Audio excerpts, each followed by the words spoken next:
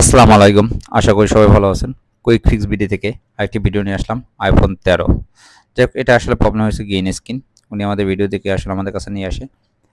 আসলে 13 সিরিজ আর 14 সিরিজ এই ২ টি ফোনেই আসলে প্রবলেম, যে গ্রিন স্ক্রিন বা ৩ টা কালার চলে আসে।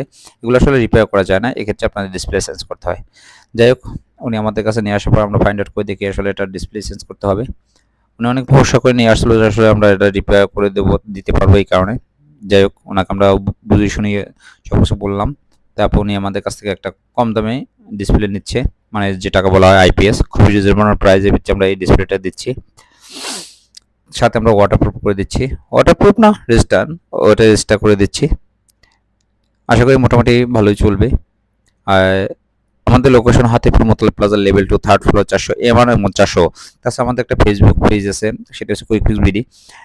আমাদের ভিডিওগুলো ভালো লাগলে অবশ্যই আমাদের পেজটি ফলো দিয়ে আমাদের পাশে থাকবেন নতুন নতুন আপডেট পাওয়ার জন্য। তাছাড়া আমাদের একটা ইউটিউব চ্যানেল আছে কুইক ফিক্স বিডি।